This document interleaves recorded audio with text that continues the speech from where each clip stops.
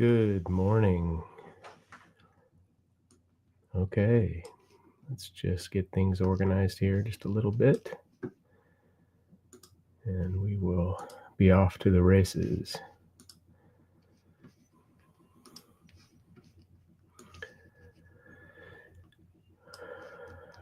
Okay. We are now live. Awesome. Well, cheers to you all on this rainy Sunday morning here in the beautiful Pacific Northwest. And we have a special guest here this morning, but before we get into that, I'll show just a few records that I picked up yesterday. Actually, well, we'll save those maybe for later. But I can say that it's been a good week here for me because on Thursday is opening day for the major leagues, and I'm really excited about the Orioles this year. They've got a bunch of new players and lost some players, and also yesterday the sun came out and I was able to ride the motorcycle, so it's motorcycle season again. But anyway, so let's get right at it. I think we got a few people here with us. Go ahead and hey, Raji's here. Raji says, let's see. Here we go. I'll get this going. Yeah, you've got your work cut out for you, trying to compete with Ryan's 2-hour toilet tour. Yeah, we'll see how that goes. Okay, so here's my guest. Harry, do you need to go take care of something real quick? Real quick. Yeah, go for it. For it. Anyway, so as you can see, my guest this morning is Harry's Music Room. I'm glad to have him here. So let's see who else is here. Say hi in the chat, guys. I know there's 7 of you in there right now. Hey, there's Chris. And yeah, glad you're here, Chris. Good to see you. So we're going to talk a little history today. Maybe even okay. I had to get my glasses. I forget that I have to wear them. You know, me too, Harry. I can you hear me? Okay. Yeah. Okay, you're coming in loud and clear. So I asked Harry to be on the show today. He's a fellow Pacific Northwesterner, and I asked him to be on the show. I want to talk to him about his musical history and his past. Harry, why don't we start off with where you were born? Where'd you grow up at? I'm originally from upstate New York. Okay. Binghamton, New York, where the Susquehanna and the Shenango rivers meet. So how close to, like, in relation to Buffalo? Oh, quite a ways. I'm about 90 minutes south of Syracuse. Okay. Where I was born. I went to Binghamton Central High School, which is the same school that Rod Serling from the Twilight Zone went to. Okay, cool. Pretty much, I mean, Macintosh amps were made in that area. GAF, General Analyne Film, was there. There was a lot of industries. So it was a pretty decent town, and then the industries just started dying. IBM started there. Oh, wow. Okay. Actually in Endicott, which is right next to Binghamton. Are your folks from were they from New York too? Did you got lots of family? My mother was from Ann Arbor, Michigan. My dad was from Montrose, Pennsylvania, but I never knew my dad. He died when I was maybe 5. So it basically grew up with just myself and my mom. I had 2 older brothers, okay, like 15 years older than me. So they were basically out of the house by the time I was coming up. All right. In the time I was 18 years old, we had lived maybe 21, 23 different places. Oh, wow. Okay. But all in the Binghamton area. Okay. We would just move from apartment to apartment to apartment. My brother said once he came home from school and there was a note on the door saying, "We live at this address." Oh, no kidding. You know, so that was it. I mean, we moved around a lot. Sometimes the rent would come due. I always thought maybe, and that was it, because it was just me and my mom. So I grew up with music as my friend. Yeah, that was my question. When did records come onto the scene for you? I was 10 years old and I saw the Beatles on Ed Sullivan, Okay. and it literally changed my life. Yeah, look at that. So, put some context into what it was like for everyone. I mean, at that time, Ed Sullivan was the man, wasn't he? That was it. If you had Yeah. any type of a musical act or entertainment act of any sort, you went on the Ed Sullivan Show. Was he on once a week or was it every night? Once a week, Sunday nights. Sunday nights on And, on most CBS. people, yeah, Yeah. really, most people tuned into that show.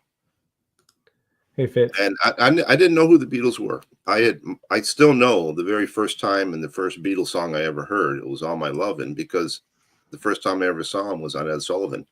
And when they counted in that 1, 2, 3, 4, close your eyes, that was it. Yeah. I was hooked. Immediately I was hooked. Was the Ed Sullivan? Was it something that you would sit down with your mom every Sundays and watch, or was it you just always Um, watched Ed Sullivan? okay, I don't have a lot of memories of my youth. I don't have memories of birthdays, Christmas, any of that stuff. But I remember watching that show. And I remember one time my mother saying, "Oh, we have to watch Ed Sullivan tonight. There's going to be an animal act on there." And I Oh, looked at the really? TV guide, and it was Eric Burdon and the Animals. The TV guide. But she thought it was an animal act, not realizing it was Interesting. going to be Yeah. music. Huh. Yeah. So you see that, and it was different, right? Than anything that was. I mean, obviously, I guess. At that point, I wasn't into music at all. I was only 10. But the charts, you had Frankie Avalon, all these boy singers, Connie Francis, that kind of stuff, Bobby V. And literally, you could see the charts change within a couple of weeks from all these acts to, and the Beatles had the top 5 spots on the Billboard chart at one time. And they changed everything. If you didn't grow up with them, if you just came on to them now and you say, "What's the deal? Why is everybody always talking about the Beatles?" You don't understand. They changed everything. They changed attitudes. They changed dress. They changed music. It gave you freedom. Like, you could enjoy this stuff. There wasn't anything to enjoy for me before that. Okay. Had a transistor radio. I didn't even have records. I mean, I had a transistor radio I listened to constantly, which is why I'm such a big 60s pop kind of a guy, because I grew up on AM radio. Okay. And then FM came along, which changed things because you got to hear stuff you weren't hearing on AM. So was FM? That's like late 69, 70? When was that? I would guess around then. And was it stereo from the beginning? I believe so, but I don't know, because I mean, your transistor radio would have just probably had one speaker, though, right? Just a little transistor radio. I'd take it to bed with me at night and listen to it. I had a way to set it up on the handlebars on my bike, so when I was riding my bike, I could listen to the radio. Was it always one station for you that you listened to, or would you slide around to different stations? In my hometown, that was pretty much it. I think it was WNEW, and you had one choice. Was there any backlash in your sphere? I know the Beatles, their hair and all that kind of stuff, and people were fussing about it. But did you see any of that at all, or was it just all positive when you were a kid? All positive. Yeah. As a matter of fact, I shouldn't even say this. Growing up, I had a crew cut. My nickname was Butch because I had a butch haircut. Okay. That's what they called it. And I'll tell you, when I saw the Beatles, that was going to change. It took a few years. It probably took till I was 13 or so before I was allowed to let my hair grow some more. Loki says, "I'm slowly working my way back into Harry's good graces with more measured contributions and plenty of compliments about his hair." Thank you, Loki. Loki, there's no hard feelings, really. Okay, I hope it didn't come across that way. I don't think he's. It's just his thing. It's yeah. And growing up in a smaller town like that, I never got to go to concerts. Nobody came to Binghamton, New York to play music. How big is Binghamton, or was it at the time? I don't even know. I think it was 35, 40,000 people, maybe. Okay. I don't know, but it was like maybe 90 minutes north of New York City and 90 minutes south of Syracuse, almost on the Okay. Pennsylvania border. Okay. All right. So, you had your radio, but then how soon was it when you got a record player? Well, the first record, I pulled records out because you said Yeah. know Yeah, a few. absolutely. So the first record that I remember owning was this. So probably 65. Somehow I got a record player. Okay. Um, because I don't think I bought this, or my mother bought it for me when it first came out. I'm sure it was a little bit later when I finally got my first record, but it wasn't this specific one, but it was A Hard Sure. Day's Night. What was your mom, was she knew you loved the Beatles. Oh, yeah. Was she a fan too? Did she listen along, or she You knew know, that was just your thing? she never had an opinion that I can remember one way or the other. She liked Nat King Cole and Ray Price and that kind of Mm, stuff. I love Ray Price. Yeah. Yeah. She was So a short order cook, so she worked in a lot of oh, okay. diners. I remember one place she worked, it was called the Dewdrop Inn, and it was out on a county road, where people driving by would stop on their travels. And so she was a good cook. I had good food growing up. Right on.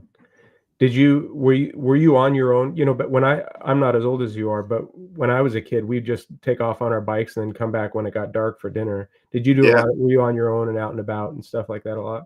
a lot, because she worked all the time. So if Yeah. if, if I wasn't in school, I was basically home alone listening to music. Okay. Yeah. So d- did music take up most of your free time? Did you do sports or anything like that, or was it just like you were dedicated to the music? Music was everything to me, and I had no idea that you could even learn to play an instrument. I didn't know anybody who did. I didn't think I thought you had to be born with that ability. So I never even tried to learn anything until I was probably almost 40. But when I got into high school, I ran cross country and track. I tried the swim team, but I didn't make the team. So that was it for sports for me. Now, did you get drafted or did you go into the service right after high school? What was the scoop there? There was no future for me in that town. Yeah. So I enlisted in the Air Force. And 2 weeks after I graduated in 1972. Okay. 2 weeks later, I was in Air Force basic training. Did you go to Vietnam then? I went to Thailand in support of the Thailand. Vietnam War. We never Okay. went to Vietnam. Did you have friends that got drafted at all? At all? No, nobody No. I knew. Okay. See, So moving as much as I did, yeah. I rarely ever stayed. If I did stay in the same school, I'd be at a different ed. It was hard to make friends when you're always moving. Yeah. Yeah, so I only had a couple of, maybe 2 close friends growing up, but I didn't know anybody that was drafted. How long were you in Thailand? Did you say Thailand? Yeah, Yeah. 1 year. 1 year. Did you and then, were you just in the service for a couple years or 1 year or were you 8 years overall. 8 years? Okay. Yeah, from So 1972 to 1980. what was your music life while you're in the Air Force? Bought a lot of music as when I was single, because it's the first time I ever had money in my life, really. Yeah. I remember my base pay for a month when I went in the Air Force was $222 a month. And that was like a lot of money to me. The first time I ever had steak was when I graduated from high school. My brothers and my mom took me out for dinner. And I remember I had steak, surf and turf. So I had steak and lobster for the first time in my life. And I love lobster. Yeah, no doubt. No doubt. Did you enjoy your time in I mean, you extended beyond what you needed to do, so you clearly got something out of being in the Air Yeah, Force. well, I was in security police. So Okay. I think I saw a picture of you once you posted last year. yeah, Yeah, while you're in the holding service. an M60 machine Yeah, gun. Yeah. yeah, yeah. So When I were first you went in, at an air base? Is that where you that picture was taken at Fort Lewis here in Washington. They had the big firing range. okay.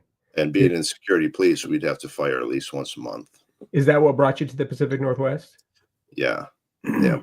Okay. I came to McCord Air Force Base, and I just ended up getting out and staying here in Washington. Okay. Um, did you so did you say till 1980? Yes. Okay. So did you live on base or did you live off base while you were there? No, I used the GI Bill and bought a house. I think we Okay. paid $39,000 for it.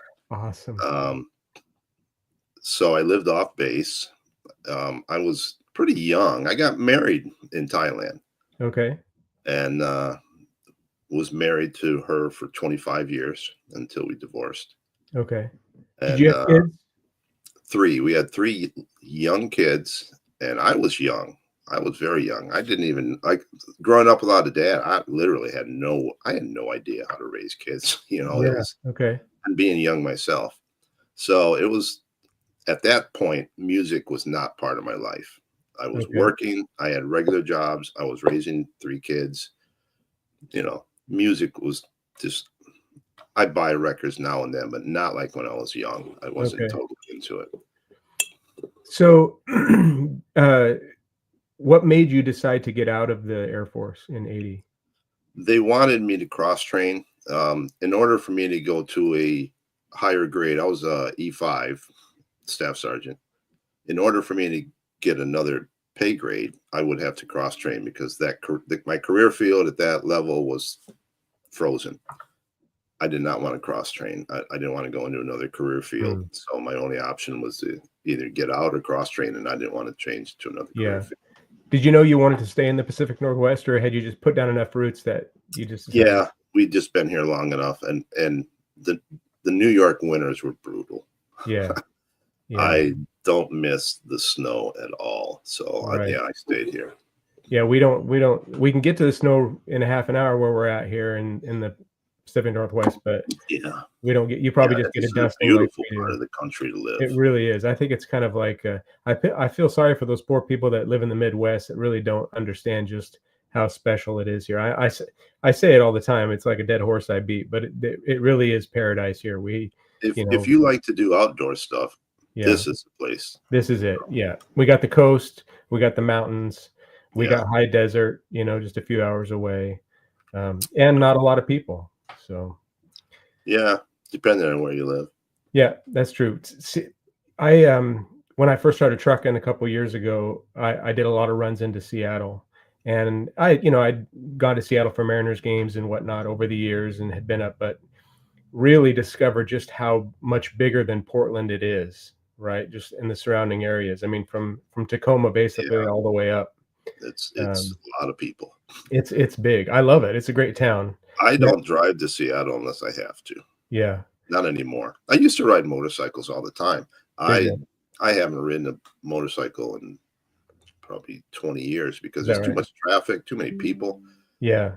and I had some close calls. So Yeah, I've had a a couple of wrecks and some close calls, and I'm not as daring as I used to be now that I'm a little bit older. I took about 10 years off when my girls were really young, but then about 8, 9 years ago, I got back into it again and really enjoy it. But I just put around. I still like to go fast, but oh, I your like own to route. camp off my bike.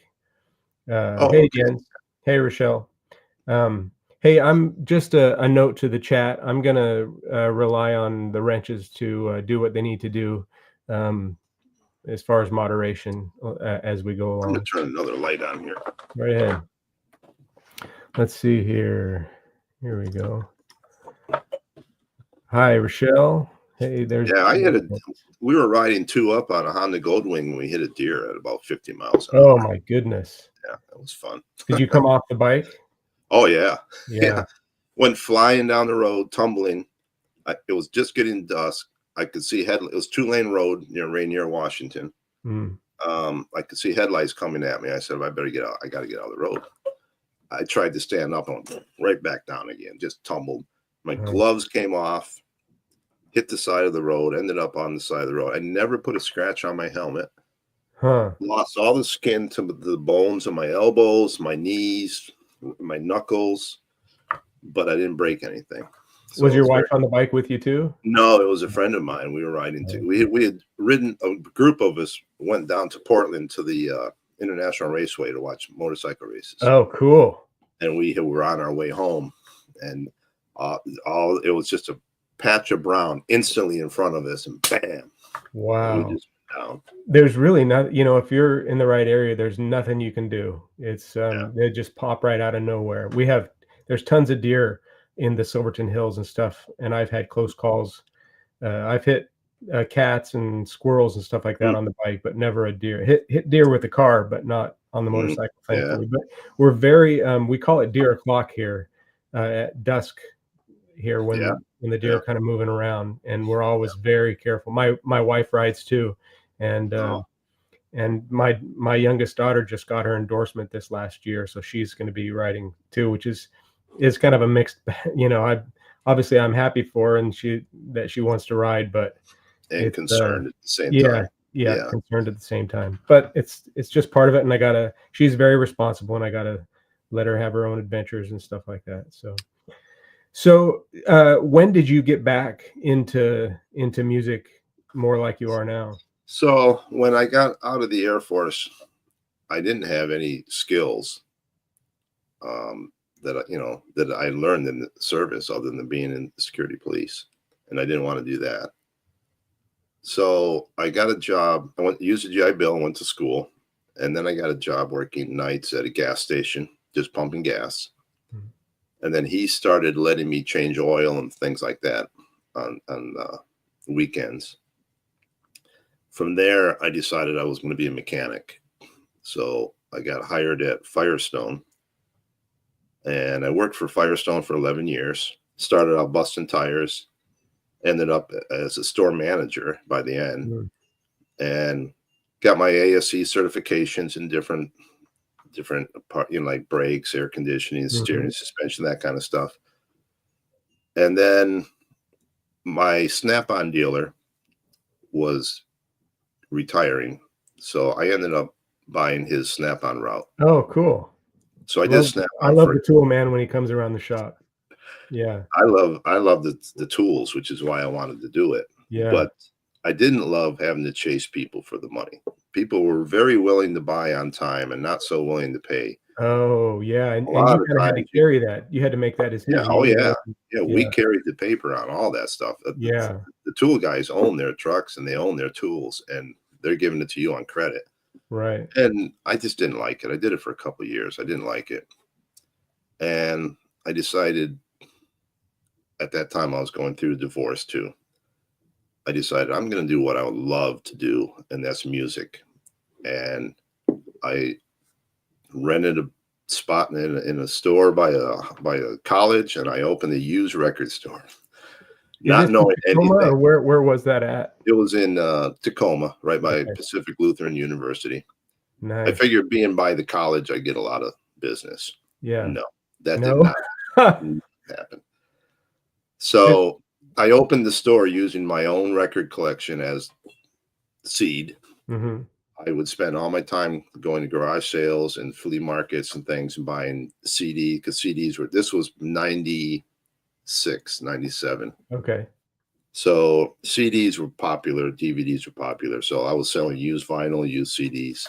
And I did that for 11 years. And that's when I really took off and got totally back into music. Okay. Um, did what did you not like about owning a record store? You talked about obviously the financial side of it was probably a struggle at the beginning. There was nothing about it that I didn't like. Is that right? Nothing. And Yeah. to this day, some of my best friends and people that I know and people I play music with are people I met in that store. Yeah. It was one of the best things I ever did.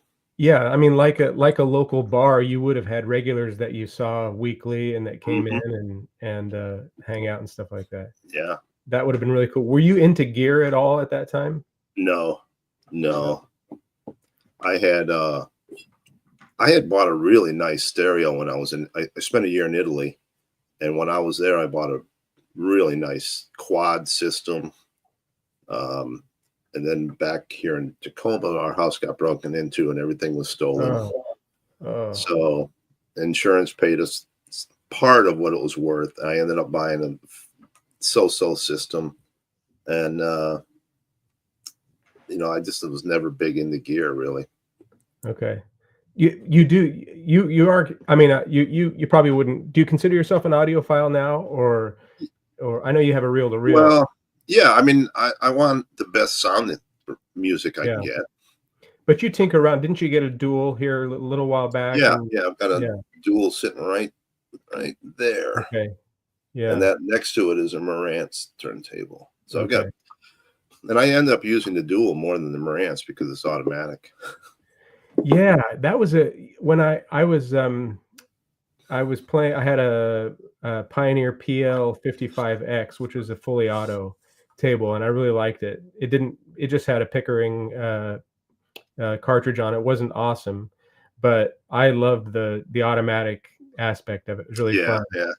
And I Uh, wanted to do that when I replaced it, but I decided I went with just a project that's fully manual, and I've got a project downstairs. That was my first okay, decent turntable. yeah. Yeah, And I have my in the house, I have my record player right next to my recliner, so I don't even have to get on my recliner to swap records, and I can just sit it. So it's, I the automatic's nice, but I've grown accustomed to just being able to, do it all yeah, myself right there, and it's no problem whatsoever. And it's such a step up from the Pioneer, the sound quality and whatnot. I just use a Sumiko Rainier cartridge, so it's like a mhm. $150 cartridge. Nothing Yeah, big, but yeah. I had that was what came on my project, I think. yeah, that's the one that came on it. Yeah, And I'm sure I see myself upgrading, down the road a little ways, just because you always do. You're always chasing the yeah, dragon yeah. a little bit. But it's been so much fun. Really like it. So Dane did you asked. Let me ask you. Dane oh asked yeah, a question about the store was called Disconnection, disconnection. Okay. and I started in a small spot, and then a bigger spot next to me opened, so I moved into the bigger spot, and then a place directly across the street, which was probably twice as big, open. So I moved into that, but I always stayed right on what we call Garfield Street, is where it was located. How close to like downtown is that? Oh, that's 20-minute drive from downtown Tacoma. Oh, really? Okay. Yeah, it's E actually part of Tacoma, but it's called Parkland. Is that east of town? Oh, that would be south. South of town. Yeah. Okay. Um, hey, when did the kind of a side Hey, Uwe. digression here? Did when did the Tacoma Dome? Do you remember when that came on the scene? I can. Oh, I don't have my Oh, don't phone. worry about I, it now. Did you go to I, concerts? Was that a concert venue that big? yeah, yeah. A matter of fact, the opening weekend, they had a huge thing for the grand opening. Everything was free, and Ricky Nelson and his band played. So that was the first artist that I saw Really? in the Okay. Tacoma Dome. But yeah, I started going to concerts because they were, you know, in my backyard pretty much. Absolutely. Did Was the Tacoma Dome before they built the King Dome? Do you remember? After, After. Okay. I got to see I went to games in the Kingdom before they tore it down. And actually my greatest sporting event I've ever been to was I think it was the 95 or the 96 division series, where they lost 2 games to the Yankees in New York, and then came back and yes, won 3 in a row. I was at those yeah, games up in the right field we bleachers. were at two of those games. Really? Yeah. Yeah, yeah. Incredible. Just Ken Griffey was yeah. just I'm getting goosebumps to Right. think So am I. So am he I. was so much fun to watch. Yeah. And you had no, Edgar Edgar. Martinez, Yeah. and it was so much fun Randy then. Johnson and the sheriff, and yeah. And that last game, that one game playoff, they beat who's the pitcher? He used to be with the Mariners, Mark Langston. Oh, okay. Yeah, so they beat their old teammate for Okay. that playoff. Yeah, that was something else. The fireworks going off inside the King Dome there. And And Griffey laying on home plate with everybody on yeah, top of him. I was snapping pictures up there with Wow. my 35 millimeter. I have a framed picture of the fireworks. He scores from first on that Edgar hit, right? Yeah, I think that yeah, was it. To it. yeah. Just I saw so many games with Junior. So many yeah. great plays. It was just yeah. I can remember going to the Kingdom and buying a cheap ticket and then being able to sit anywhere you wanted. Oh, You know, really? because Mariners did not draw in the No, beginning, they didn't. And when you early can hold years. 60,000 people in And that I place. saw Michael Jordan and the Bulls in the Kingdom. Really? Yeah, I the didn't know that they demand for played. tickets was so big that they played that game in the Kingdom. Is that right? Boy, that would have You been couldn't even something. hear the ball bounce. They Yeah. were up so high. Yeah. Huh. That would have been wild. My dad actually saw them fly a ultralight around inside the kingdom. Wow. He had when I was growing up, he had a for several years, he had an ultralight and would fly a lot, and he went up there for that. That was pretty wild. But then when Safeco Field came along, that was really cool. I got to see, Cal Ripken's last game in Seattle on his The farewell stadium tour. that Griffey built. That's right. That's right. And Yes. then, of course, Ichiro came along down the road and really took the team kind of to the next Alex level. Rodriguez played for the Yeah, Mariners. I mean, they had so many good players, and they they did. just couldn't do anything with them. No, that year they won like 115 games or something like that. 116. They 116. tied the record for most wins Crazy year, but then and just then didn't. lost in the first round of the Yeah, playoffs. yeah, that was sad. Wow. Hey, Bill, good morning. There's a Good fellow motorcycle lover, and Greg morning is to here. everybody, and thank you for Yeah, watching. yeah, absolutely. Okay, so So, you're in the shop doing your thing, and what was your own record collection? Was there any did you what was the internal conflict between your own record collection and what you felt you needed to provide for the shop? well, like I said, pretty much everything. I bought a friend's record collection because he went into CDs. So I was collecting CDs at the time, so I had no Okay. problem selling vinyl. But the stuff that came in the door, I took home what I wanted. Because every day people were coming in with stuff. Oh, Every really? day. Yeah. Yeah, it was heavy. It was like Christmas every morning. What's going to Yeah. come in the door today? I remember in the 90s too, there was no, there were record collectors, but CDs were, around 90, 89, 90 when CDs really started to come on strong. I remember, the Columbia House and the BMG memberships, you'd get Good deal. 15 for a penny or whatever, Yeah. and got a bunch of CDs. You were selling vinyl, but was that a smaller portion of your sales than CDs at Yeah, that time? CDs were paying the bills.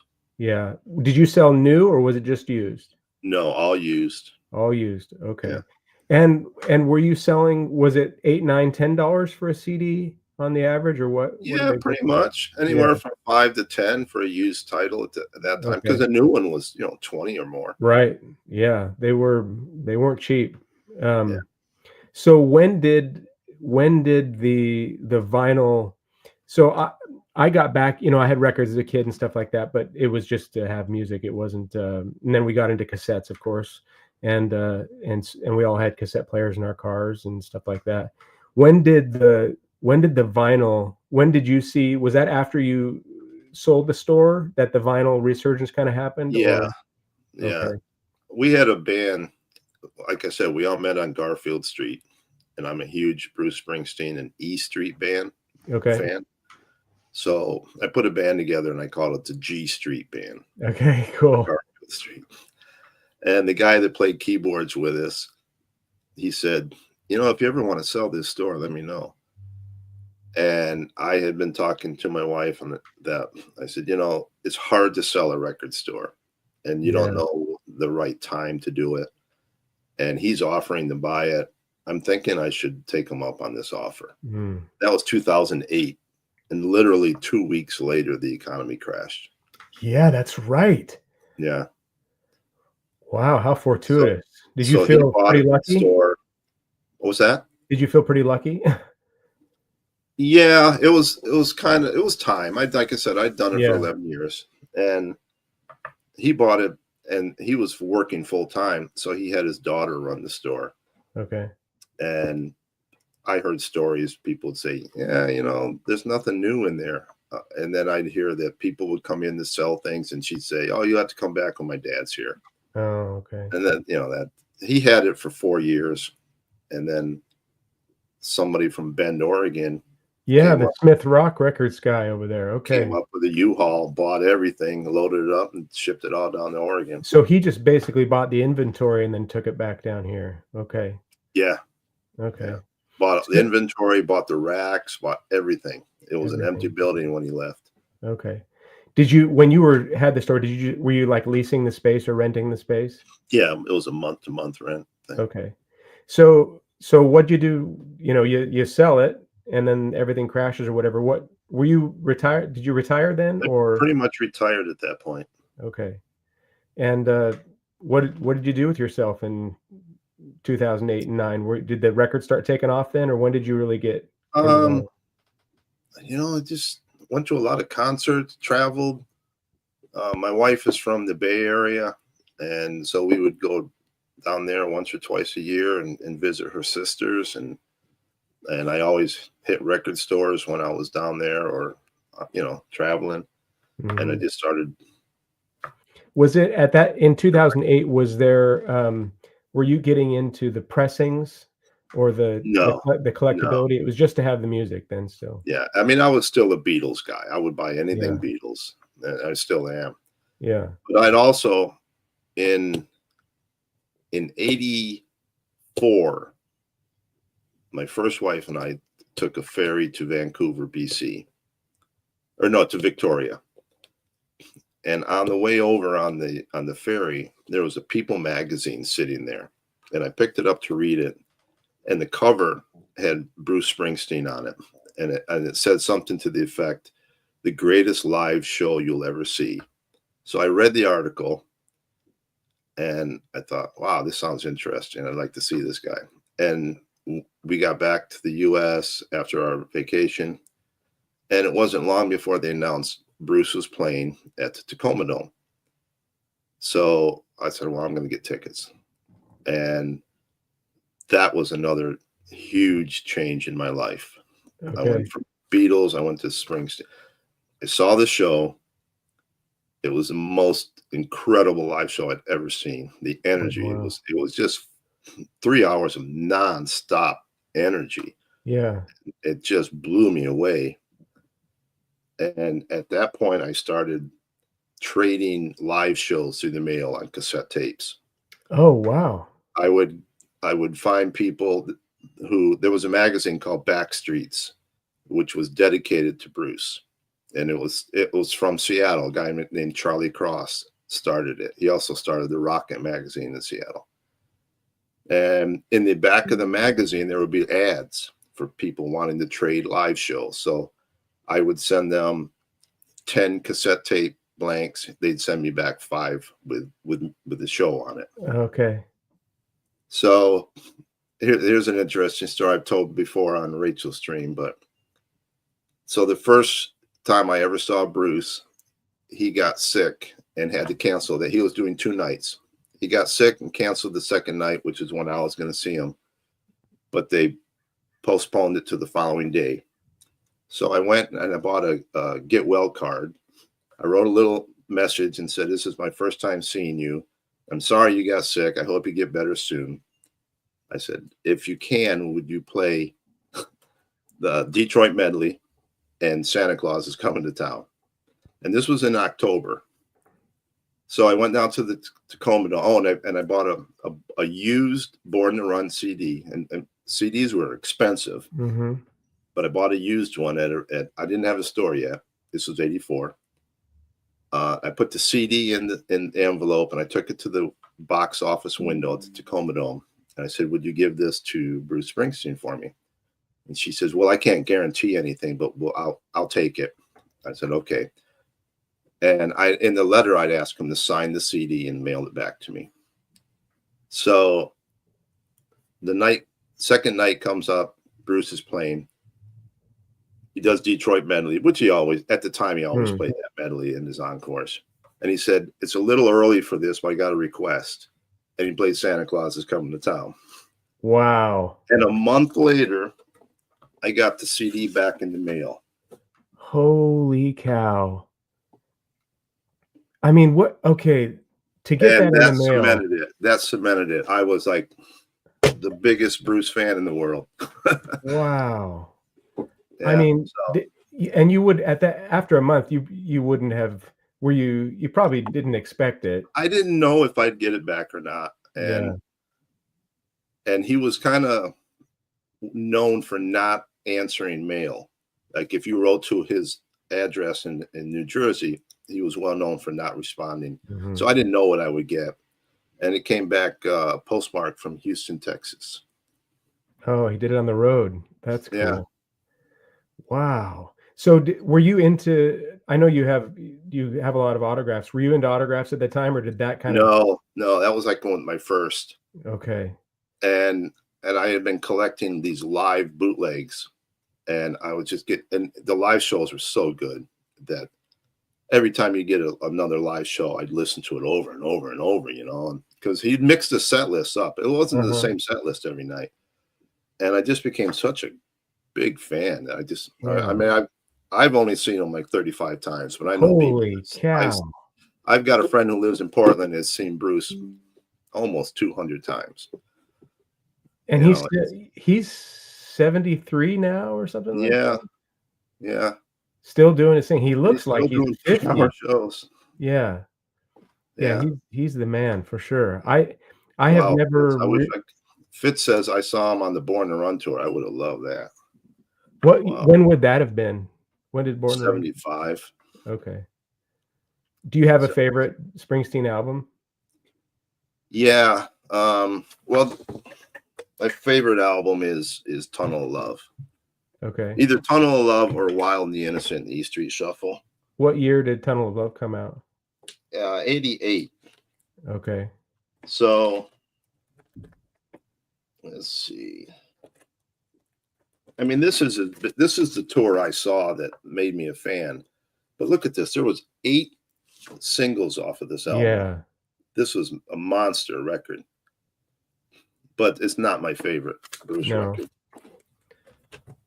But the other band, oh, go ahead. Do you collect different pressings? Are you with Bruce like you are with the Beatles? Where I used to be. I used to have shitload of singles, hundreds of different singles. I've sold a lot of those off. Now I just have one of everything. I got hundreds of bootleg CDs. Yeah. Well, that's like the Dead. I had no idea he had that live recording following like that. That's pretty cool. And now he's got you can buy a lot of his shows on Nugs. It's called Nugs.com where they sell live. And my light here is really bad. Is there a Bruce documentary? A good Bruce documentary? Not really. They're doing a bio right now on the Nebraska era. Okay. And what's his name? Jeremy? I forget his name. The guy that plays in The Bear. Cook. He's playing Springsteen in this bio. Okay. Yeah, so it's going to be a not a documentary. It's going to be a it's kind of like the Dylan thing they did, but it's just the era of Nebraska. When did Nebraska come out? That was like 83, 82. It was right before Born in USA. Okay. So does it? Jeremy Allen White, yeah. You were about to say that you got into another band. Did you? Well, okay. So from the Beatles, I obviously went right into the Monkees. Okay. And I'm as big a fan of these guys as I am of the Beatles. Really? Oh, absolutely. No kidding. Because I grew up with it. I watched the TV show. I had a little tiny portable tape deck, a little reel-to-reel tape deck. And I would record the Monkees show, the audio, and then I'd listen to it for the week. And then the next week, a new show came on, I'd re-record it, you know. And so you're getting all the dialogue then with the show as well. And you just listen to it. And the music, I thought the music was just so good. And would they have like a song or two in each show kind of a thing? Yeah. They Yeah, do that like a little music too. music video kind of a thing, Yeah. right? Yeah. So I got really into the Monkees. Who was your favorite monkey? Oh, Mike Nesmith. Yeah. Now he was the musician basically, wasn't he? He Well, was the he and one. Peter were both musicians. Okay. Mike had that wool hat. My Yeah. mom's friend knitted me a wool hat just like Mike's That's so that I cool. would wear, Yeah. because I was 13 or 14 maybe, Okay. and I had the double-breasted shirts like they wore because you could go to J.C. Penney. They had a line of clothing. I remember the first cool belt I ever thought I got was this big wide belt because you always had these little narrow belts as a Uh-huh. kid. I got it. Yeah. So I had on the Monkees kind of clothing, and Oh, that's cool. Did you yeah, follow them in their solo careers then after that? yeah, yeah. Was there and did Mickey do solo stuff or was it Oh yeah, just yeah, they all did? Okay, and Davey. yeah. Okay. Um, Except for Peter. Peter, I don't think Peter. Well, Peter put out some CDs. He had a band called Shoe Suede Blues, okay. and I saw them at a casino here in Washington. Um, but I don't think he put out. That was like a self-made CD. He sold at his shows. Okay. Let's see here. And then from there, FM radio came along, and the first band that just kind of blew my mind was Oh, this Blood, Blood, Sweat, and Sweat, and Tears. Tears. Yeah. Man, that cover trips me out so much. This is the one with Al Cooper, and Okay. it's to me this is the best Blood, Sweat, and Tears album. Which I mean, one? I like all the albums they did, but the one with Al Cooper I think is the best. Yeah. I remember when I first heard Spinning Wheel, it was on this movie. Of course, I grew up a church kid, so I didn't get all the rock and roll and all that kind of stuff growing up. I discovered that after, in the 90s and after. And there was a movie called Indian Summer with about this group of people that go back to their summer I think it was upstate New York actually, their summer camp to visit. Alan Arkin was the camp counselor, and it was I think I saw that. it's a good movie. It's got Bill Paxton in it, Kevin Pollak, Julie Warner, and there's a scene where they were always playing pranks on each other. And there's a scene where Kevin Pollak's character gets all of them to go down. It's at night, and they're at this lake, and he gets them all this down on the dock, and then he does the dock, and he pushes it out into the lake, and he's dancing. He's on the shore while they're floating away, and Spinning Wheel comes on, and he's doing a little jig to it. And man, I fell in love with that song right then.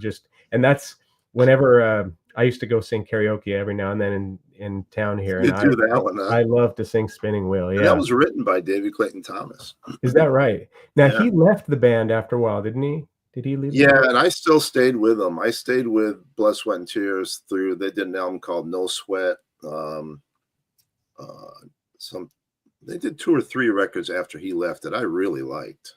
Were they huge? Did they, when those first albums came out, they're just numbered, aren't they? Like 2 and 3? No, No? the second one is just called Blood, Sweat, and Tears, and that Okay. was the one that blew up with "You've Okay. Made Me So Very Happy."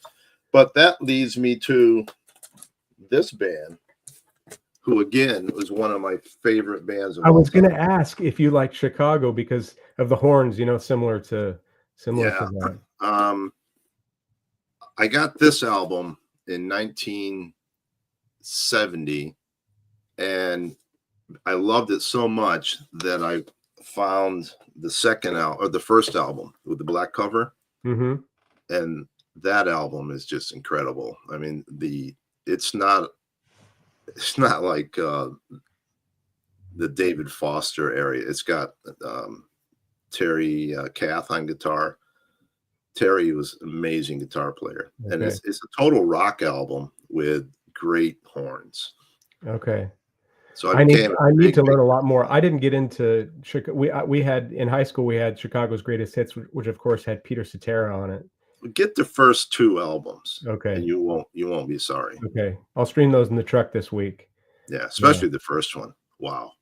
Okay, interesting. And then the other band that had a big effect on me, a few of them, I'm just going to show you real quick. Yeah, please take your time. I remember I had Neil Young's After the Gold Rush, and at the time I didn't like it, and my friend hadn't wanted it, so I traded him for this album. Oh, James Gang. The Yeah. first James Gang, and this is a fucking great record. Just so good. I love this album. I was able to get a nice promo copy. I really like to me, this is the best James Gang album. Okay. And then the other band that just blew my mind was Grand Funk Railroad. Okay. And one of the best live albums I own. Now, there's a lot of great live albums, but Grand Funk was just the band for me at the time. And then, of course, who doesn't like Led Zeppelin?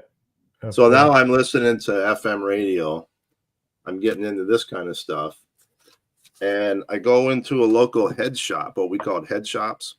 They sold incense and hippie clothing and some records. And this guy had this head shop, had this record. What is that? And it was $5 it's a 2 LP bootleg, Led Zeppelin live on Blueberry Hill. And I remember buying this and taking it back to my friend's house, and we listened to it. And my friend said, "That sounds like shit. Why did you buy that?" Because it's a bootleg. It does. It sounds like shit. Yeah. But it opened my mind that, wow, this is a live album that nobody's selling. Yeah.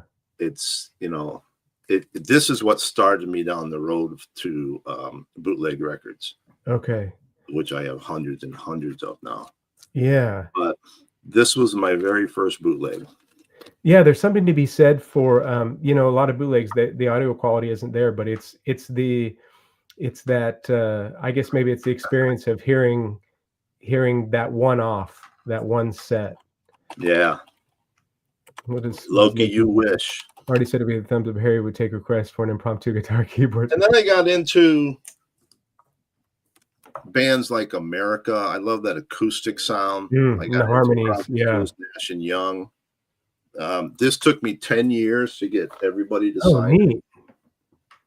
Wow. The first one I got signed was Stephen Stills. He did a solo show in Seattle. And then I got David to sign it. He was doing a tour called CPR, Crosby, Pevar, and Raymond. Okay. And then Crosby, Stills, and Nash played at the Tacoma Dome. And after the show, I waited out back by the chain link fence. And Graham came over to the fence to sign for people.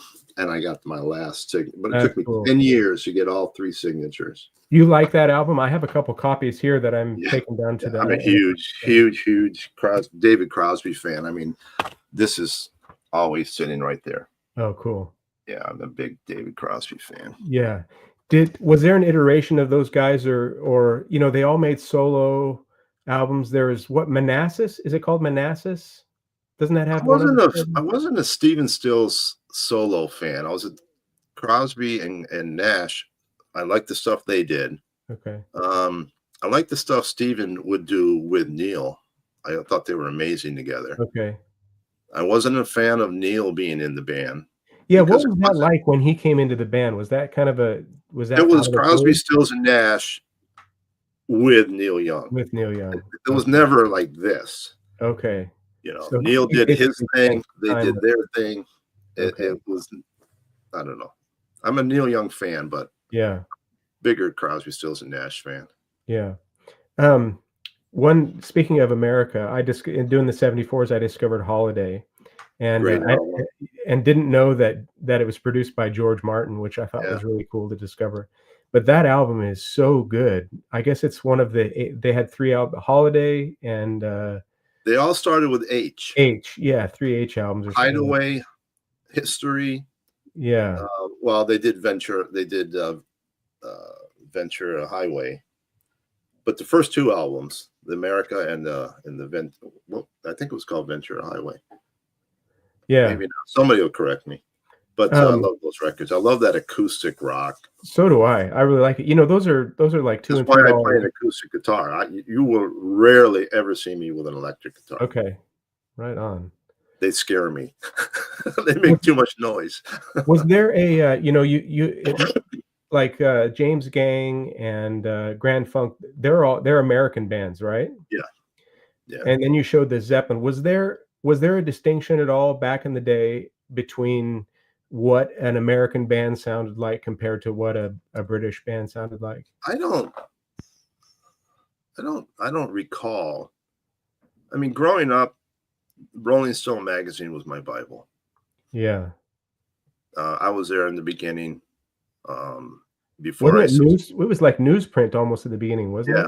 Yeah, yeah, Yeah. and, the nearest place that sold Rolling Stone was a 30-minute drive from where I lived, and every 2 weeks, I would have my mother drive me over to this store and to buy it, and, Wow. I mean, that's where I learned everything I knew about music was through Rolling Stone. Yeah. It's, we don't have. I lament not having the printed word anymore, really, I had a subscription to Rolling Stone when I was younger, but there was a Look lot more magazines look back then. look online, and you can buy there's a DVD box set of Rolling Stone. They have every issue up to that point when they made it, where you can put the disc in, type in an artist, it'll tell you where, pop it up. You can Oh, read wow. those articles, and you can get it pretty cheap, I think. Yeah. Yeah, but Uh, we had Rolling Stone, we had Cream, we had um, what else was there? I didn't really read Cream too much. was that Uh, Lester Bangs wrote for Cream, I think, think right? so. Yeah. Think so. Yeah, Yeah. the movie Almost Famous. I love that movie. It talks about Cameron Oh, Crowe's Circus Magazine. Yeah. circus. Okay. Yeah. That's wild. So, when did you start, you said you started playing guitar when you were 40, and, Yeah. uh, Maybe and you've recorded too. I've heard some of your songs one before. song. Yeah. But you but Well, but it you all because of the record store that I had, people every now and then would come in with a guitar. okay. And there was a guy that lived in the apartments upstairs. He was Chinese exchange student who went to PLU. His parents would send him money, and he'd go buy a guitar. And if he needed money, he would come down and sell it to me. I'd hang it on the wall and sell it in the store. Oh, no kidding. Well, one time he came in with a really nice Gibson country and western. It was the Sheryl Crow signature edition. At the time, they made 400, I think 404, it said on the label. And this was number such and such of 404. And Sheryl Crow had signed the label. Hmm. He came down and wanted to sell it. I think I gave him $600 for it. And I said, okay, this is one I'm going to keep. Hmm. And then I had a woman who worked for me one day a week. She didn't really work. She came down to hang out. Okay. She loved music. And we knew each other from record shows. And she found out I had a store, and she would come down and hang out with me and just help. Yeah. And she played guitar, and her husband played guitar, and they kind of taught me some chords. And that was the beginning of me playing guitar. And then I saw a video a while back of you playing in a bar or something like that with your buddies. Yeah, we do open mic every Sunday night. Oh, you do still? Oh, that's Yeah. awesome. So, is that place close to you? Is that just a local haunt that you Yeah, go to? yeah, 10-minute drive from here. Cool.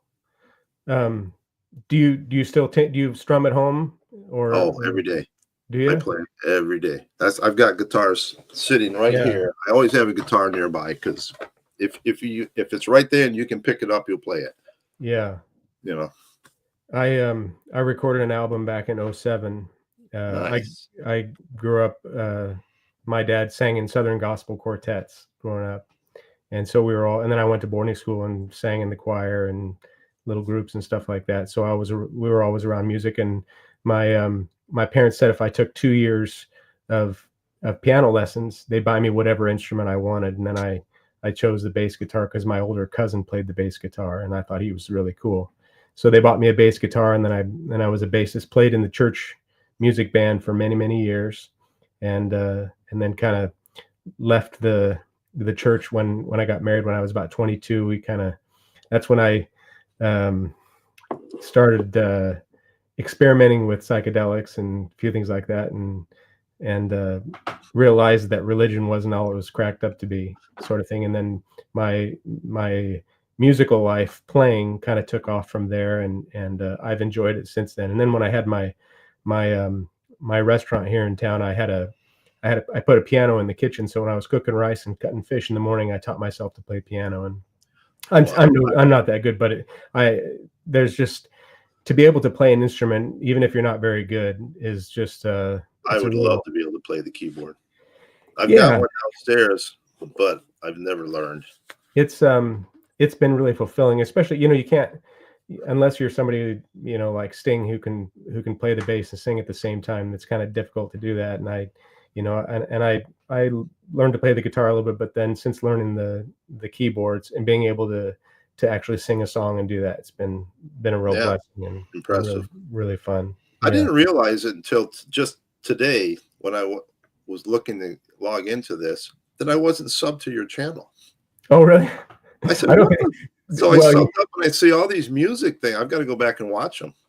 oh, it's no, there's nothing that if there's so in '07, when I recorded my album, I just did it by myself in my basement at another house we lived in town here.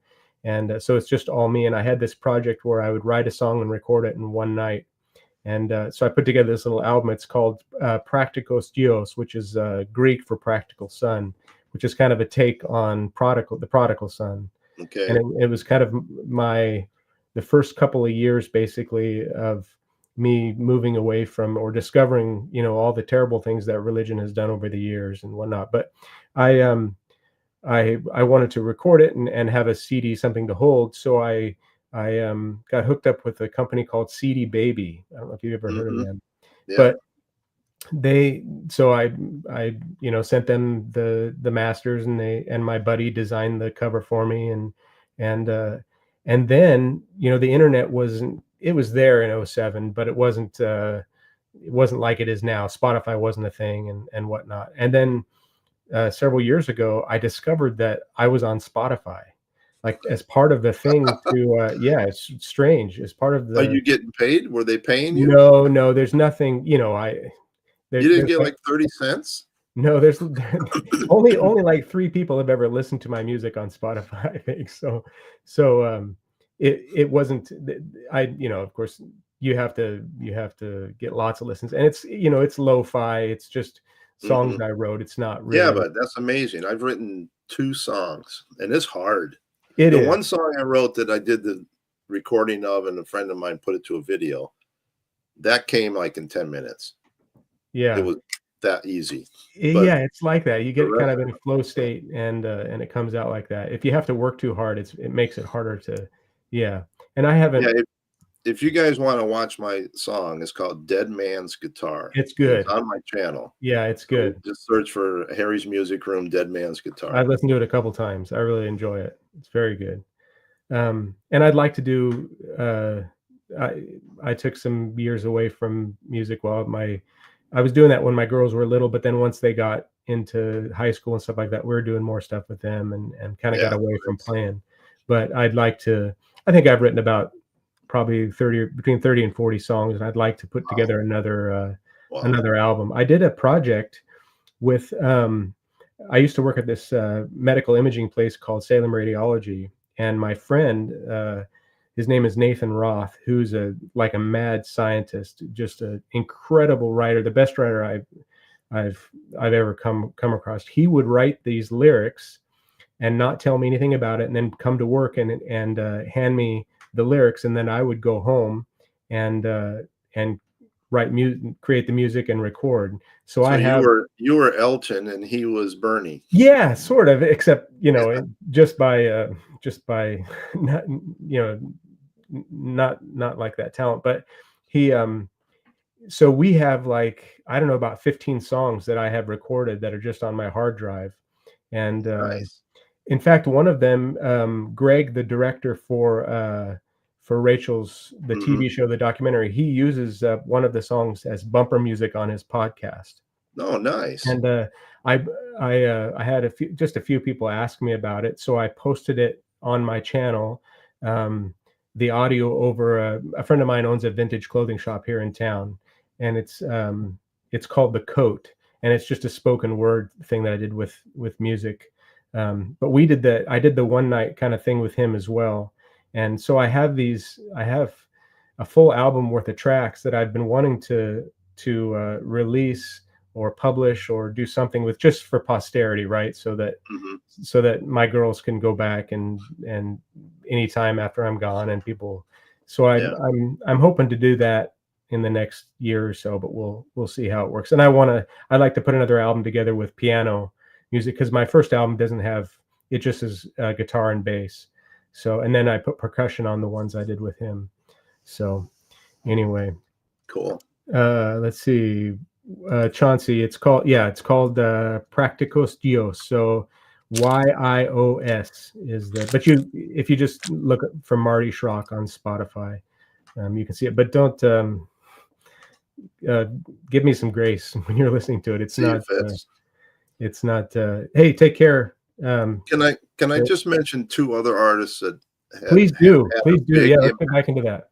a Yeah. big impact on my life, and one is a guy by the name of Dan Byrne. Oh, and Harry, you know that I'm a huge Dan Byrne fan. You Yeah. are. Oh, yeah. We've talked about this a little bit. Yeah. And you've met him, and he's hung out with you and stayed at your house and stuff like that. Yeah. That Well, just when blew Dan me would away. come up to this part of the woods, and if like he was going to Canada, we would drive him to Canada. We'd go to the shows, but he would ride up with us. Yeah. And I've seen more Dan Byrne shows than I've seen of anybody. I've seen Is Dan that like right? Oh, I would maybe love to 75 go. times. Wow. That's New American Language, right? Yeah. Yeah. Love that This album. just came out on vinyl last year. Did it really? Oh, I've got to pick that up. And then I mean, he's such a great songwriter, and he gets compared to Dylan all the time, and he hates it. But there's no way to not compare him to You Dylan. can't. Yeah, when I first heard him, I thought Dylan all the way. You know, when I got 50 Eggs, and but he's not. His songwriting is completely different. Absolutely, and he's a great songwriter. It's incredible, I incredible. followed his West Coast tour, I think in 2000, maybe 99. I went to San Diego. I saw every show from San Diego to Victoria, BC. And he let me do a soundboard recording, an audience recording, and a video of every show. It just blows me away that I have a friend who's a friend with Dan Byrne. He was on. I first discovered him on the soundtrack. It wasn't Dumb and Dumber, was it? He was on Get 'Em to the Greek. It was, I think, the soundtrack. Judy Cox, The Walk Hard. Yeah, he wrote those. He wrote a lot of that stuff. I think it was Zero Effect. Yes, yeah. Great movie. One song on there. Yeah. That's how I discovered Dan Byrne. I played that soundtrack over and over and over again. There's other good artists on that soundtrack too. But then one time when I drove from Tacoma to Austin one year to go to the Austin record show, and he was living in New Mexico, and I called and I said, "Hey, I'm heading your way. Do you want to go to Austin with me?" And he said, "No," but he said, "If you're coming this way, you can stop and spend the night." So I stopped there, and he was with his girlfriend at the time, and she said, "This is so cool because you let Dan stay with you when he's there. Now we're letting you stay with us, you know." Unreal, Harry. And he told me, he said, "When you get up in the morning, I'll make." And then he gave me, see that Bruce Springsteen poster? I don't know if you can see it right there. Okay. The corner, yeah. Big poster. Mm-hmm. That's a very rare poster of Springsteen. He found that in a secondhand store in Truth or Consequences, New Mexico, where he was living, and he gave it to me. But he said in the morning, he said, "I'm going to make you a soft-boiled egg." He says, "I make the perfect soft-boiled egg." And that's actually the second song I wrote. I wrote a song called The Perfect Soft-Boiled Egg. Fantastic. That's all about being at his place and him making me eggs in the morning. So that was cool. But great songwriter. Did he, on the concerts, is he generally just by himself, or did he have a band with him? He's had a band. Right now he's got, for this album, he had the International Jewish Conspiracy. That's right. International Jewish Banking Conspiracy. Yeah. And at this time he was going by the name Bernstein. He said, "I'm no longer Byrne. I'm Bernstein. I'm going back to my name." Okay. But then he went back to Dan Byrne. Yeah. But he's done it both ways, solo, with bands. He opened for Roger Daltrey on Roger Daltrey's tour last year. Roger is Really?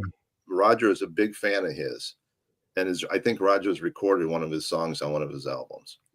Um, So that was a you big know, break. I don't think I've ever cried more to a song than God Said No. Isn't that something? It's If I sent you back, you would just ask him about yeah. yeah. I remember specifically I was out at the beach here at a family reunion, and I just was listening to it with my wife, and just over and over and over again. It I asked just wrecked God, me. send me to Berlin, Yeah. send me back in time. Just No, if I did, you'd only yeah. And then Incredible. Jane asked about Amanda Shires. Amanda did a house concert for us here, and Oh, I don't know that name. she was married to Jason Isbell. Oh, okay. And before that, she toured with a guy by the name of Rod Picott. They were a couple. And Okay. I used to do house concerts here. And Rod and Amanda came and played in my living. Really? Yeah. Neat. And then That's and Dan has played here. Well, we did a thing one night after one of the concerts where he came back to the house, and my friend Gloria that I said worked at the store, uh-huh. she came over and we all sat around and played guitar, and I recorded it, and she made a bootleg CD of it, and it looks exactly like the Beach Boys Party album cover. Mhm. Exactly, but all the photos are of us and Dan and everybody sitting Oh, around. cool. It's very cool. Very cool. Is he coming around on the West Coast at all? He's on tour right now, but he's not coming this way Okay. yet. He just got divorced, unfortunately. Oh, really? That's too Yeah. bad. But Does he still paint? He paints too, doesn't he? he does. He did some of the artwork. Yeah. I've got downstairs on my wall, I've got a picture he painted of me. Jeez Louise, Harry. My Yeah. God, that's And so then cool. the other guy that I want to mention is Hamill on Trial, Ed Hamill. Oh, I don't know him. Very, there's no way to describe Ed. He's a punk rocker, but he's a one man. He plays the guitar like it's a machine gun. What was his first name again? I'm writing him down. Hamill on Trial. Okay. And actually, here's one. I still got this on the back. He came by last December on tour, and I've got the dates. Okay, he comes in on the 6th. On the 7th, we're just doing fun stuff, hanging out. On the 8th, he plays Rise and Shine. On the 9th, he plays the Shanty. 10th, the Hidden Door.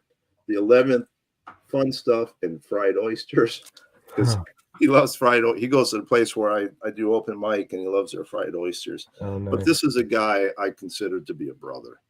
Oh, really? Okay. When the last time I went to Austin to the record show, he lives in Austin.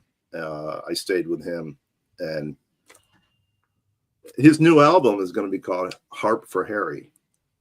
Oh, really? Yeah. What's his first name? Did you say Tom? His first name is Ed, but it's called Hamill on Trial. Okay. I'll have to look him up. Yeah, it's the same guy, Dave. Very cool. But those are two artists that I just, and it turns out I'll go see them in concert, and I'll hang out and talk with them and tell them how much I enjoy the music. And then I would do that at each show, and then you get to know them. Mm-hmm. And like with Dan and Ed, I'd say, when you're flying into Seattle, let me know and I'll pick you up. And if you don't need to get a rental, I can get you to the gigs. And that's how I become friends with them. They come here and just stay they were here, That's super cool. So in your current mind space of collecting records and music, have you slowed down? Are there things that you still look for, or what do you think? I only buy used records anymore. Yeah. In the last year. I did buy the new Alice Cooper that's back here on the Rhino Hi-Fi, and I bought the Paranoid. There's not a lot of new stuff I'm interested in getting. Yeah. I'm just buying, like, even the used stuff I buy, I'll upgrade. I'll get something that has a shrink wrap with a hype sticker, and then I'll sell my other copy, Now, you had a table at the record show are down there. Are you going to be? Do you see yourself like just on your deathbed you're just gonna have all your records, or do you kind of have this thing in your mind where it's like, when you're 85 or whatever, I don't want to have any records left, or what's your thought process there? I'm trying to, I'm starting with CDs. I've been selling a lot of CDs on eBay Hmm. because I have a lot of collectible stuff. But yeah, I'm trying to wind down. Yeah. I'll still buy Beatles stuff if I need it for my collection, but other than that, Do you think in terms of collectability, or or your value, or is it sentimentality that sentiment. keeps you? Yeah. I'll never get back what I've paid in this stuff. Sure, sure. um do you do you do you see yourself, I mean, I'm sure you have, you does anybody, I mean, not many people have as an extensive of Beetle collection as you. Is that, would you have more, where do you see yourself in the pantheon of Beetle collectors? There's a lot of people that have way more than me. Yeah. Because I don't collect memorabilia. I just collect the Oh, I see. vinyl. Just the vinyl. Right. Yeah. Right. Huh. So how, like, how long have you been with your wife? 25 years. 25 years. And is Second she, time. Second yeah, wife.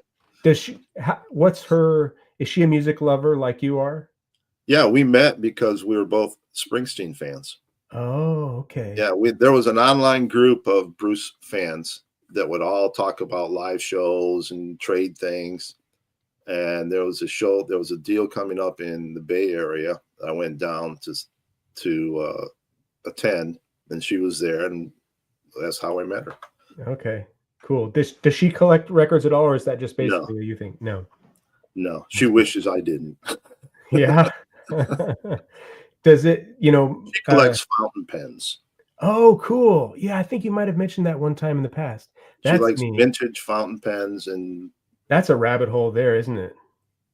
I guess, and ink. She has more bottles of ink, probably almost Interesting. as I have records. Does she do like calligraphy and that kind of stuff? Does she like to write with them? And She likes to write with them, but she doesn't really do a lot of calligraphy. She yeah, just likes the aesthetic of the it. And yeah, that she just yeah, likes how they are, how they write, and how yeah, they work. She cleans them, and she that's like cool. we were in Portland recently, remember, and we were going to meet up, and I said it wouldn't Hmm. work out. Yeah, yeah. The reason we were there is she was going to see some woman who travels and was at a pen show, and she does custom nib work. So she took some pens down that she wanted some work done on. I Oh, really? don't know anything about it, but so she Huh. has her thing. I have my thing. Yeah. Has she, you know, my wife, she's into music, but not like I am. And she is very supportive in my, whenever we go into, I'm 15 minutes from Salem here, which is the biggest, closest town, about an hour south of Portland. And I'll do what I call the trap line, basically, where I go to the thrift shops and stop at my local record store and stuff like that. And she's just content to read a book in the car while I go in and do my whole thing. It's Yeah. become, wherever we go, we've got to the coast, I'm digging somewhere, always looking for something. The hunt is, Yes. that's Exactly. it. Exactly. I asked Rob a while back, what is his what is his the listening to music percentage to the thrill of the hunt, and he actually said that he 70% of what he enjoys is the hunt, Yeah. and 30% is the music, I and love not knowing what you're going to find. it's something else. It I don't really want to is. go and look at records at a record show and it says Paul Revere or Led Zeppelin. I want to look at the one that says A in Yeah. general and just see what's in there, Right. or Yeah. or if they're not alphabetized at all, just go through and see what's in there. Yeah. And then, when you find something that's totally unique, every area of the country has uh, a bunch of independent presses, like whether it's gospel music or stuff like that was never on a label. And so I'm Hmm. always coming across, and I probably have, in my 74s, I probably have 20 different independent releases, and I'll never come across those records again. Right. They're Yeah, just, I picked up a folk singer from 1972 that did a private pressing, and she was from Portland. Yeah. And I took that to the show thinking someone might see it and say, well, but nobody bought it. Yeah. Yeah, but I love those indie pressings. Yeah. My dad, the group that he was in was called the Good Shepherds Quartet, and they started, I think, in '75. And and occasionally I'll come across their records floating Really? around in the Willamette Valley, and there was another band called the Knox Brothers. It was 6 brothers, and they would often they would do concerts together. My dad's band would open for them, and I have their first record was '73, and their second record is '74. And I was able to get it autographed by a few of them, and just grew up, listening to those guys. But Yeah. they exist just basically in the Northwest. My dad toured back in Florida. Actually, a big venue that my dad, because I'm Amish Mennonite heritage, there's a Amish retirement community down in Florida that they would go to several years in a row, and sing down there for them. But yeah, it's just a never-ending supply of you can't exhaust the amount of records that are out there. And I don't know that there's anything like it. I mean, you can't collect comics or sports cards. There's nothing like it, right? Like music. And You just never know what you're going to find. You never know what you're going to find. It's very cool. Yeah. Well, Harry, I want to thank you so much for spending time today and telling us a little bit about your bio and your. Thanks for inviting me. It was fun. I enjoyed it. Yeah, it's been really good, and I'm glad I can catalog this and have you up. And I'll be up. Are you going to the Seattle show next weekend? Yeah, Uwe and I are driving up together. Yeah, I'd like to go, but I really want to ride my motorcycle up, but I don't know what the weather's going to be like. So I think at this point there's probably a 50-50 chance. But if I do go up, of course, I'll reach out to both of you and let you know, and we'll have lunch or do something. So you've heard the pickle song, right? The No, motorcycle. what's? Oh, I just want to. What my dad sang that too. I don't want to pickle. I just want to ride my motorcycle. I don't know who sang that. Arlo Guthrie. Was it Arlo Guthrie? Okay. Yeah. Right on. Not one of his better songs. No, I have his '74 album. My dad taught me Alice's Restaurant on the guitar when I was a kid. That was like the first. Do you collect records with motorcycle covers? No, I collect trucking records right now, but I should. That makes sense. I have Janis Joplin's Greatest Hits. She's sitting on a motorcycle. Yeah. And there's a few others. You know what? I should do that. Just start picking up, because there's got to be a ton of them out there. Yeah. With motorcycles on the cover. But at any rate, I will. I'll be in touch with you if I come up, and if not, of course, I'm going to be coming up to Seattle at least a couple times in the spring and summer to hang out with my VC friends, and sure, we'll get together. So, all right. Marty, thank you so much, Harry. Thanks everybody for coming in and hanging out. Well, yeah, we got 26 people. Thank everybody except for Loki. I don't know. Yeah, except for Loki. All right. Have a good day, everybody. Take care. Okay. Bye-bye. Thank you, Harry.